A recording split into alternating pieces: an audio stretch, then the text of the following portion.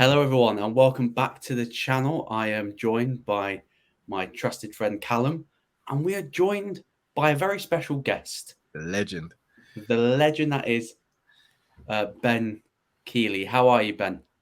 I'm good. I figured you had to bring me back for this one because I predicted that this fight would happen.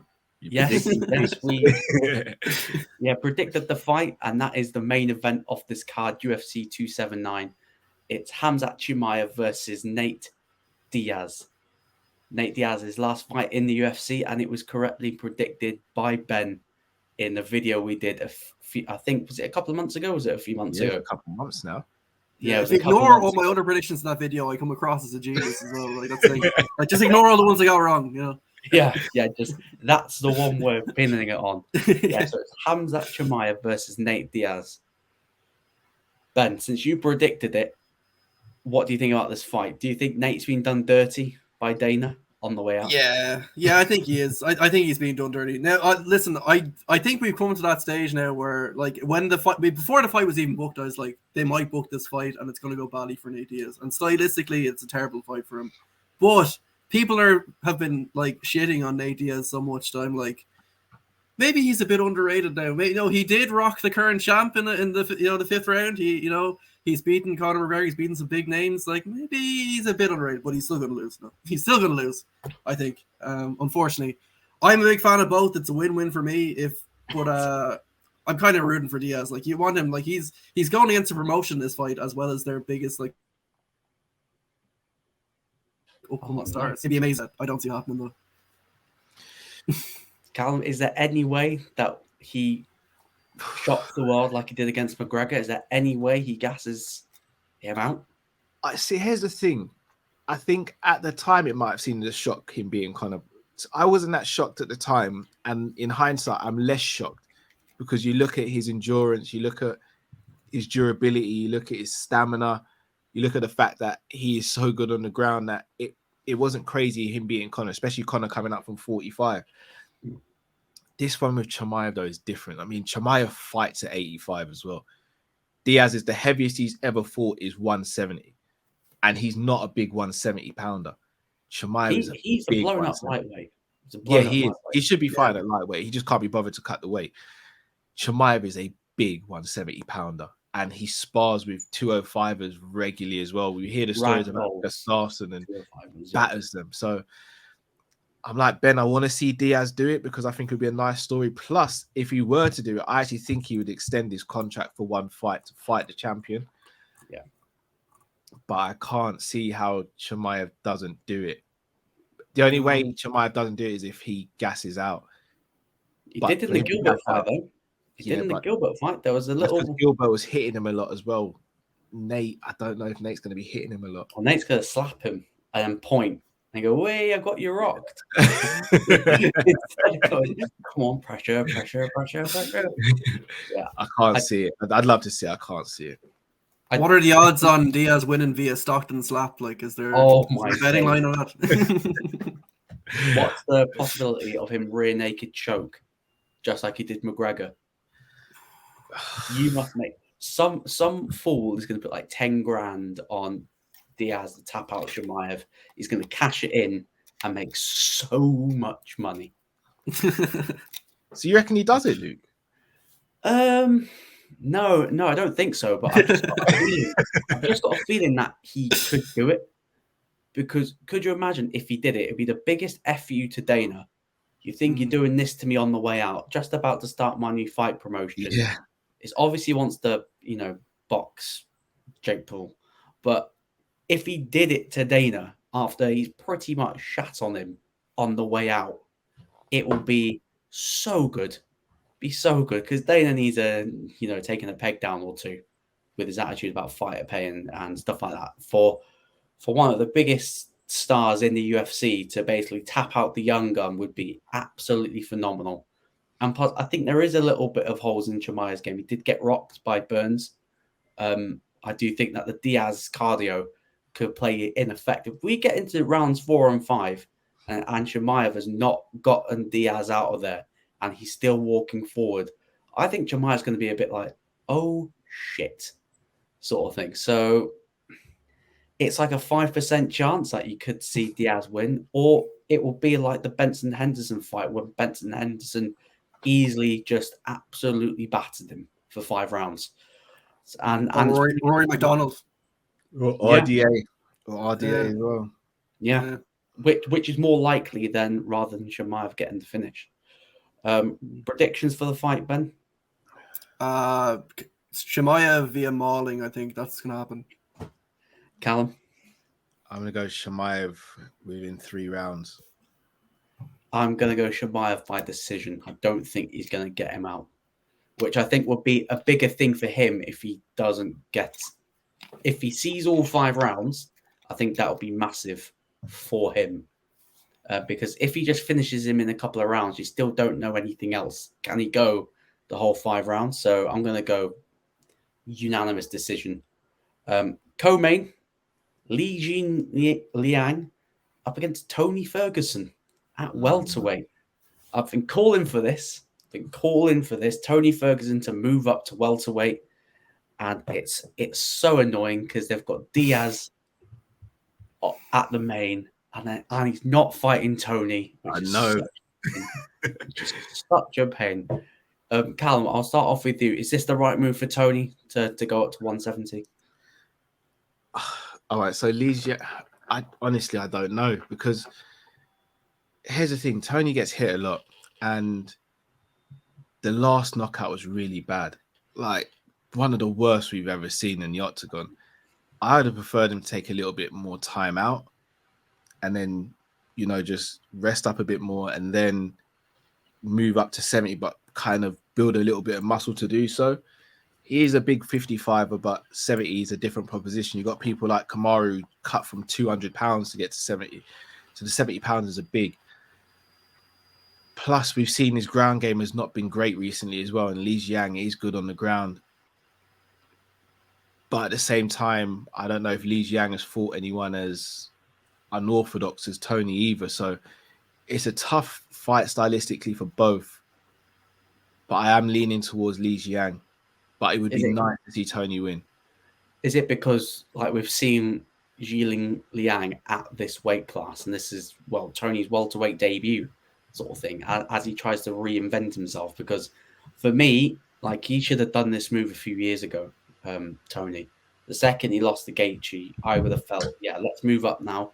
You don't need to take that beating again. Don't need to cut as much. And welterweight for me has always been his natural weight class. He won tough at welterweight. So for me, right move, you're probably a couple of years too late. I hope for him he does a good account of himself, because I don't know where he goes if he loses this. And he's arguably picking a fairly difficult fight, because Lee was really, really good in this last fight. Knocked out I think a very highly rated, I'm trying to think. It was on Salikov, wasn't it? Yes. Yeah, knocked him out in the second round. Someone that was really highly rated. So I worry for Tony. I worry for him. Ben, your thoughts on this? Yeah, it's not looking good for Tony Ferguson. We've seen this before with other fighters. He's on a 4-fight losing streak. He's looked bad in all those fights. He's 38, which is not a good age to be around that weight division. And he's moving up. And it feels like, this is, his last chance. If he doesn't do it now, that's it.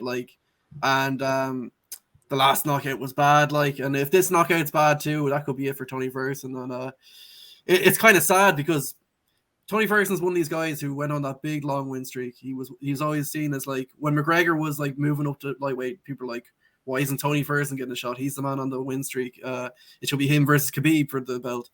And in a way, Ferguson never really got what he deserved from that big run, and now it feels like he's not really getting what he deserves on the way out either. He's fighting a guy who the casuals won't know who the fuck this guy is. And we know who he is. Lee getting ragdolled by Chimaev. That's what they're going to know Lee as. Exactly, but he's a really good fighter. He's a proper welterweight. He's just beaten an aging welterweight who was on a big win streak, and I think he's going to beat a new-ish welterweight who's also aging, who's on a losing streak now. I think that's what's going to happen, unfortunately. Quick question. If Tony loses, are the gloves coming off and he's done? No. No, Ben. I think Tony's No. someone who has to be saved from himself. Yeah. And I and don't here's think. what's scary. Even if he loses and the UFC were to cut him, another promotion picks him up in no time and he still fights. Bellator would bare knuckle. Bellator, bare knuckle, PFL. PFL 1, someone like that. Like you can see. Yeah. Because the thing is with Tony, like he never got what he deserved. But let's flip this. If he wins, if he does break the streak, where does that leave him? Because when you look at welterweight, like you want to match him up fairly kindly because you don't want to give him Shavkat. You don't want to give him Sean Brady, Bilal Muhammad, any high-level grappler. You're going, yeah, you don't need to go there. So where would you give Tony next should he be successful in this bout? Because I'm thinking Wonderboy. Wonderboy's been calling for a natural striker to strike against. And Tony and Wonderboy, battle of the oldies, be great. Or does he finally get his big payday against a returning Conor McGregor at 170? Does he get the payday that he finally deserves? Or do you think Dana's going to go, yeah, high-level grappler for you next? Yeah. I think like when you said Conor McGregor, like if he was to win, isn't that the obvious one to make? If McGregor's coming back, like it looks good for McGregor to come back against someone coming off a big win. And like he's a guy who like people would say McGregor avoided throughout his career. So Yeah. but again, he's 38. He's 38. He's coming off of like terrible losses. So it wouldn't be that like we would all see through that matchmaking. But listen, if he comes good against Lee, maybe it is a resurgence. I don't know. I just don't see it though. Just don't see it. I think someone like a Chiesa could be a good fight. Yeah. Rank 13. Yeah, that's a shout because I think G's ranked.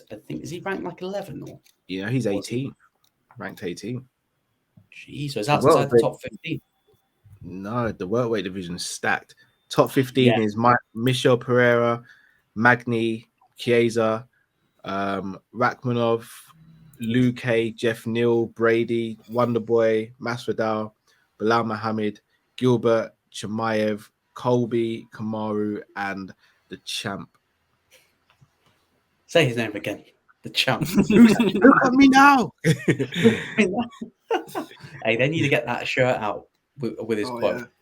So how are we seeing this going, lads? I'll start with you, Ben. Is it Tony's revival or is this just another nail in? As much as I'd want to say it's Tony's revival, like in my ideal scenario, Tony Ferguson gets the upset win. Nate Diaz gets the upset win. They do Diaz versus Ferguson for the BMF belt or whatever. But I don't know. You don't deserve the belt anymore. Yeah, I just don't. I don't know. I can't see it going well for Ferguson. I think he lost the 3 rounds, but I don't think it'll be an enjoyable fight to watch if it goes 3 rounds. Is it going to be similar to the fight we got with was it Dariush? Lasted all rounds, but it was a painful watch as you saw Tony getting mauled. Yeah, Callum, I think so too. And the what you call it, the Charles Oliveira fight was similar too, wasn't it? Both hard to watch. Broken his arm. Funny enough, the Chandler fight was actually doing well until he got caught. Yeah, the first round he looked good, and even Chandler said that wasn't a kick to knock him out. That was just to see the range. Yeah. That was the kick was just to sense the range. But yeah, Callum, predictions. Yeah, I've got to go with Li Jingliang. I'd love Tony to do it, but I see this being a 3-round decision. I think it's going to be 30-27 on the scorecards. Do you know what? Are you two negatives? I'm going to go Tony. I'm going to go Tony upset win. I just hope that he gets the ride off into the ride off that he deserves, and I reckon that he'll get it done. And hopefully, if he's not annoyed Dana, then he'll get a decent matchup. If not, there's Shavkat that's going to be I'll have Tony. I will take his legacy away. Next fight on the card, Kevin Holland and Daniel Rodriguez at a catch weight of 180 pounds. Bit of an odd one. I thought this was booked at 170. Obviously, someone's not been able to make the weight, so that's why they've made it a 180. This is probably going to be my fight of the night. I've got high expectations on this fight. Kevin Holland, since dropping down to welterweight, he's looked a lot better. He's looked a lot better than being at 85, where he was walking around at around 183 and was getting very much ragdolled around that division. And, you know, Daniel Rodriguez, I think last time he was in the octagon, did he knock out Kevin Lee? And that sent off Kevin Lee so, yeah. To the Khabib promotion, where, shock horror, he's got beef with Khabib. Business. So, yeah. So this is going to be an absolute barn burner of a fight. So Ben, what do you think? Daniel Rodriguez 35, Kevin Holland 29. Kevin Holland longer reach. Yeah, I don't know. Why is it at 180? I don't understand that. I don't know. No one said anything, so I would imagine that one of them's not been able to make the weight in time. Yeah. And I like Holland in this fight. I gotta admit, I like Holland. I think since he's moved down, he's looked really good.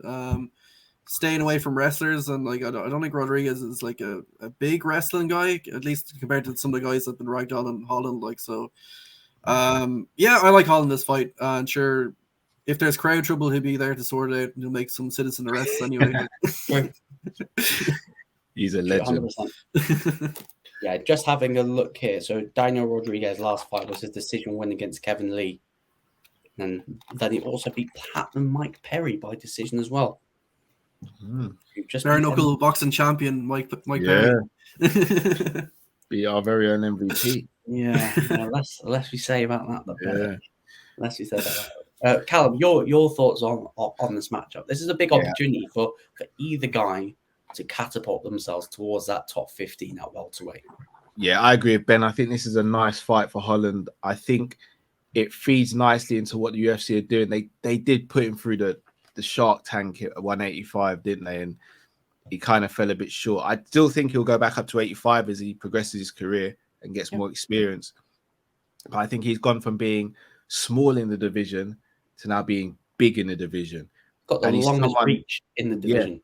And he's also shown he hits hard. I mean, you look at some of the knockouts he's had in his career, like Jacare and Joaquin Buckley, who had, a barn burner at the last event and still couldn't be knocked out in that fight. And he got slept pretty much in the fight of Holland. So I'm going to go Kevin Holland, but I do think he'll be fighting tonight. I see it going 3 rounds, but I think there'll be a stoppage in the 3rd round. Ooh. Ben, your predictions for the fight. Is this a perfect opportunity for either guy to sort of catapult themselves towards that top 15? Yeah, I think out of all the fights so far, it's definitely, as you said, like probably going to be fighting tonight. Although I'm looking at that prelim fight between Hakeem Dawodo and Julian Erosa. I think that might be a good one too. But I fancy Holland, and I think he'll get the finish. I think submission. I'm calling a submission 2nd or 3rd round, maybe. Surprisingly enough, like people say, "Oh, Kevin Holland's got no ground game." Submitted Tim Means last time out, and he's quite a renowned wrestler. So hopefully that calmed people's down a bit. I'm going to go Kevin Holland by decision. I think he's just going to use that reach. You use his boxing. He's got like a 70-inch reach advantage over Daniel Rodriguez, and plus Daniel Rodriguez is on a pretty good streak as well. So you never know. We might get a potential Tony Kevin Holland fight. You never know. That'll be a fight I'll be paying. Now you're talking. Quality money to see. I think everyone else would want to see that. The next fight is woman bantamweight bout. Irene Aldana versus Macy Chiasson. I think that's how I say it. Is it Chiasson? Yeah.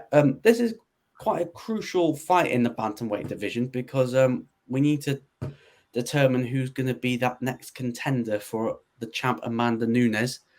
Macy Chiasson fought at featherweight last time out at UFC 274, beating Norman Dumont by decision. Is this an opportunity for her to sort of drop down the weight class to beat rank number 4 to get closer to a title shot, Callum? Yeah, I think that's why she's taking the fight. I think it makes sense. And you're right. Nunes needs someone new to fight. She's fought Pena twice. lost the first time, won the second time. It's going to be very interesting to see what happens if I think Aldana needs to get a big win. If she does that, then I think she will probably get the next shot. If she doesn't, here's the thing, because Macy's new, I don't think she'll get the title shot. So Macy's ranked 10 at bantamweight, by the way. Yeah, I think Macy will have to fight someone else and then get a title shot if she wins. But I think for Aldana, I think this is her title eliminator, and I've got her in a good position to win this fight. Ben, but is this a good opportunity for her to try and, you know, beat an up and comer to sort of solidify herself as, I wouldn't say the number one contender, because I do think they're going to run back Pena Nunes 3, even though that I'm not as stoked about it, because I don't really need to see that again. I think I saw Nunes soundly beat her, took a heavy chunk off her head.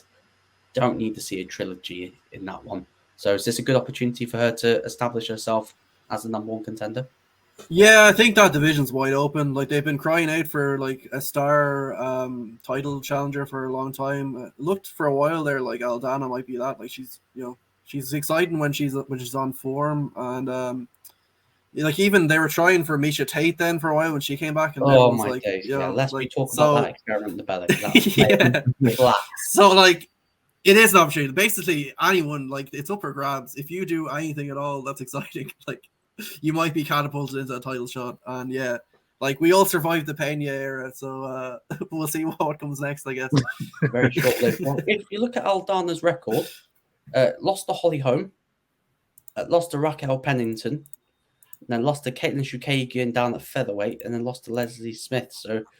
So she's fought and lost to probably the creme de la creme of her division. Yeah. And then the division below. So this is a massive opportunity to sort of really. She's not fought since Poirier McGregor 3 when she won by knockout. So she's had a long time out. And obviously, Macy's been active since she's fought that featherweight. Now she's dropping down. Is this an opportunity, Callum, for Macy to make a name of herself and get her ranked outside the top 5? Because if she has a big win, and calls out Nunes, I think she called her out for the featherweight belt. She calls her out for the bantamweight belt. You could say, yeah, we can run that. Yeah, I think they could. She'd have to have a fantastic win, though. It would almost have to be a win that almost goes viral. Because if it's just a decision win, I don't think it's going to cut it. No. I have to say, I do slightly disagree with you, though, Luke. I do think we should see Nunes and Juliana one more time. You really want to see it again? I think I saw what I needed to see. All right, so here's the thing. Juliana stopped her the first time. Nunes couldn't stop her the second time. I do think there's a justification for a third fight. I don't think it will happen, but I think it should happen. Yeah, I see the logic. Because I was clamoring for, do we run? Do we finally get the trilogy? But Valentina needs to run it back with Santos before we even think about. Yeah, that was the thing. Trilogy. Because you're asking yourself, when are they going to pull the trigger on that trilogy? But then Santos puts in a performance like that, you're like, you have to give her another chance. I think they're going to pull it when they're adamant that Valentina could probably beat her. That's why I think they'll pull the trigger. Because I thought she won the second fight, though. She did. Yeah. Pardon? I thought she won the second fight. Well. Yeah. I thought she shaded the second fight as well. I know that Dana and Nunes have sort of patched things up, but we know, like, if Dana does switches, he'll bury you quick. So I'm wondering if they're going to wait until they're adamant that Valentina's going to win and become double champ. Predictions for this fight, guys. I'll start with you, Ben. I'll go Aldana. Why not? Decision, let's say. Callum? I'm going to go Aldana. I probably will go decision as well. I'm going to go Aldana, but I'm going to go to knockout because decisions are boring. And obviously, the opener on the card, this is going to be a banger. Johnny Walker versus Ion Cutelaba at light heavyweight. Yeah. This is a massive, massive fight for Johnny Walker because he's been John Kavanagh. He is gone gung shy. He's been slept good by Jamal's Sweet Dreams Hill. Definitely had some sweet dreams on the way down to the canvas. So this is a massive opportunity for him because I think he's on. Is he on the 3-fight losing streak? I think he's 1-5, isn't he? He's lost his last 2. Like he has 1 win in his last 5. I think no, I need to check this. I think so. Is he on the danger of being cut? Do you think? No. Oh yeah, you don't think so? I think he is. I think if you're losing to someone like Ion Cutelaba at the end of a 3-fight win streak, or at the end of a 3-fight losing streak, I think that's this is the tester of whether you can stay in the division. You're right. The last win he got was Ryan Spann. Lost to Santos, lost to Hill. The reason I don't think he'll be cut, Corey Anderson was top 5 when he lost to Corey Anderson. Krylov, if I'm not mistaken, is like top 8. Santos is top 4, and Jamal Hill's now in that conversation as well. Yeah, I don't think we'll see him. Do you know, Cutelaba could be the fight that makes the UFC think about cutting him, but then I think it'll be the fight after if he loses that. Because remember when Cutelaba's won, he's only had 1 win in his last 5 as well. So the loser of this could end up walking. Yeah, it could be. I think Cutelaba. There's higher chance of Cutelaba being. Because he's got like his antics and stuff like that. Like don't rub people up the wrong way. It's like his 2 fights with Ankalaev. Sort of like I don't care if you sort of fake the wobbly leg. You went wobbly, so yeah. What a weird couple of fights that was. I'm glad we all moved on from that. Like, he's just a weird character. He's just a bit of a weird character. But for Johnny Walker, because he came in the UFC with a lot of hype. Remember when it's like, this is the guy. He's gonna beat John Jones. We have found the John Jones kryptonite. Nope. Nope. And since then, every time either someone has fought John Jones or has been spoken about to beat John Jones, they go on the worst losing streak of their career. The only guy that has not actually gone on such a bad streak is Glover. He's actually won the belt. The rest of them have pretty much fallen off a cliff. Apart from Anthony Smith, he's actually done sort of all right. Yeah, he's done well. But the rest of them have sort of been like victims by the wayside. And, since Johnny Walker's gone over to Ireland, he's not done too well. I don't know whether he's gone gung shy. Like, he's not afraid, he's afraid to pull the trigger because he's been knocked out. Well, if you're not pulling the trigger, you'll definitely get knocked out, son. And that's exactly what happened. So it's like, Ben, does he need to change up the game plan, or do you think if he loses this, should he consider switching camps? Listen, it's a tough thing to answer because it is a narrative going in that Walker has gone to Ireland and they've ruined him. And it's hard to kind of disagree with that now. But because of the bad run he's on, I think if the thing about this fight is Cutelaba is a wild man too. So if Walker doesn't show up with his old wild man self, it's not going to go the way he wants it to go. If he goes in there gun shy, it's not going to go well for him. Like he's not going. You're not going to go in and fight Ion Cutelaba and outpoint him. Like that's not if you're Johnny Walker, that's not the game plan. Like the game plan is to go out all guns blazing. You try a flying knee in the first 5 seconds. You try as I said, if I dink him, I sink him. Exactly. That's. You're going for the Francis Ngannou knockout on Alistair Overeem with each punch. That's what needs to happen. Yeah. Not the knockout versus Rosenstrike then, the windmill. Oh, that's fun too. Anything.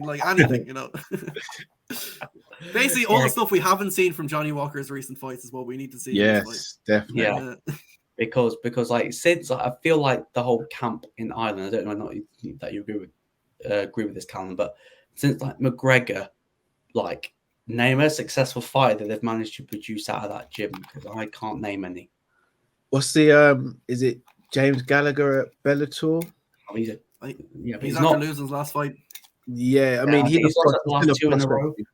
He's still a prospect, but since then, there's nothing. Obviously, Artem's the GOAT, but he's in a different conversation. He's the best of all time. But you're right. Apart from Conor, it's been a bit of a weird one, and yeah, the link up with the Jim and Johnny doesn't seem to be working. You'd almost think going there would sort of bring him back out of his shell, but he seems to be a lot more reclusive.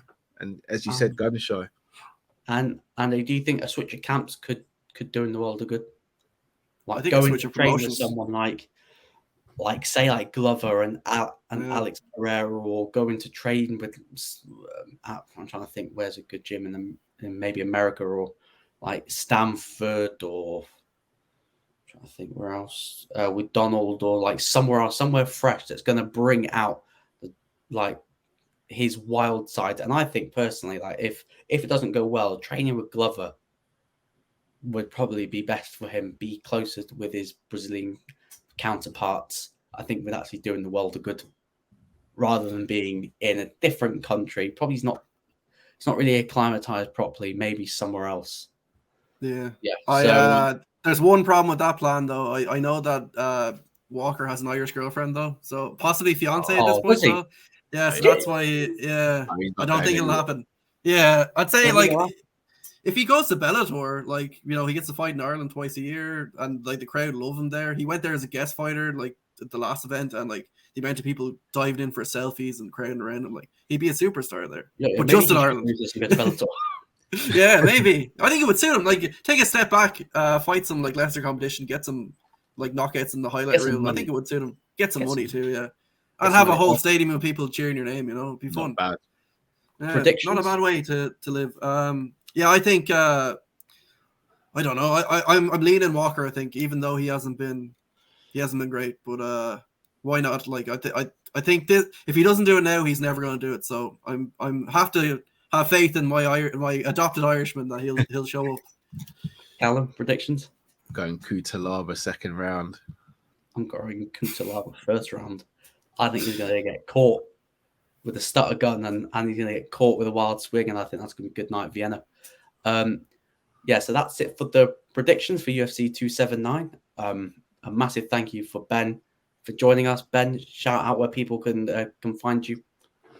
Yeah, you can find me on Twitter at the Jive Master. That's the best place to find me these days. Thanks for having me on, by the way. It's been a fun one. It's an absolute pleasure. It's an absolute pleasure. And obviously, Callum, where can the lovely people find you? At Callum Sanderson on all platforms, also Sanderson Show and Team Coppish as well. Links for everyone's channels and socials will be in the description as well. Make sure to hit the like, share, and subscribe button on our road to 100 subs. And we will see you Sunday morning for UFC 279 on the Sanderson Show at our usual time slot of 3 a.m. And we'll see you then.